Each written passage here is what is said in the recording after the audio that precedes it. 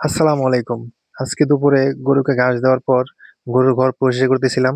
তো গরুর ঘর পরিষ্কার করার সময় হঠাৎ করে দেখলাম আমার গাভীটা কেমন যেন করতেছে। তো আমি ১ম এ বুঝতে পারি নাই। তারপর কাছে এসে দেখি গাভীটার ওলানটা ফুলে গেছে। ওলানটা ফুলে গেছে ম্যাস্টাটিসের লক্ষণ। তো আমি ভালো করে ওলানটা হাত দিয়ে দেখতেছিলাম যে ওলানটা কি বেশি শক্ত হয়ে গেছে কিনা। পরে দেখি যে না, মোটামুটি একটাই বান একটু শক্ত, আর গরুটা ব্যথায় লাথি মারতেছিল।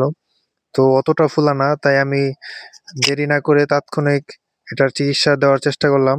আগে এটাকে বানটাকে ভালো করে টেনে পরিষ্কার করে নিতেছিলাম। দেখতেছিলাম যে ভিতরে দুধ ছাঁকড়া হয়ে গেছে কিনা, না দুধ ক্লিয়ার আসতেছে। এজন্য আমি বানটাকে ভালো করে টেনে দেখতেছিলাম। পরে দেখি যে না, বানের ভিতরে দুধ ছাঁকড়া আসতেছে। তখন আমি বুঝলাম যে না, এটার ম্যাস্টাটিসি হইছে। তখন আমি করলাম কি, মোটরটা চালু করলাম। মোটর চালু করে ওলানে ভালো করে প্রেসার দিয়ে প্রায় ১৫ থেকে ২০ মিনিট পানি দিলাম।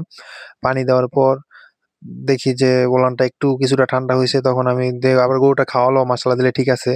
তো ওলানটা বেশি সাইটে আসলে তখন দেখা যায় গরু খাওয়া-দাওয়া করতে চায় না।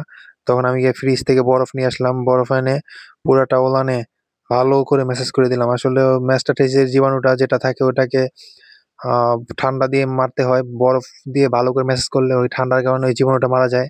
অনেক সময় ওই ওষুধও কাজ করতে চায় না। কিন্তু বরফ আর পানি ২ থেকে ৩ বার ব্যবহার করলে ইনশাআল্লাহ আমি অনেক ভালো রেজাল্ট পাই। এজন্য আমি অল্পতেই ডাক্তারের কাছে যাই না। তো প্রাথমিক পর্যায়ে আমি খুব দ্রুত এটাকে বরফ দিয়ে ভালো করে পুরাটা ওলান ভালো করে ম্যাসাজ করে দিয়েছিলাম, যাতে আ ওলানটা পুরা ঠান্ডা হয়ে যায়। আর গরুর ঘরটায় পরিষ্কার করে দিতেছিলাম। অবশ্যই গরুর ঘর পরিষ্কার পরিচ্ছন্ন রাখতে হয়, নাহলে ম্যাস্টাইসটা বেশি হয়।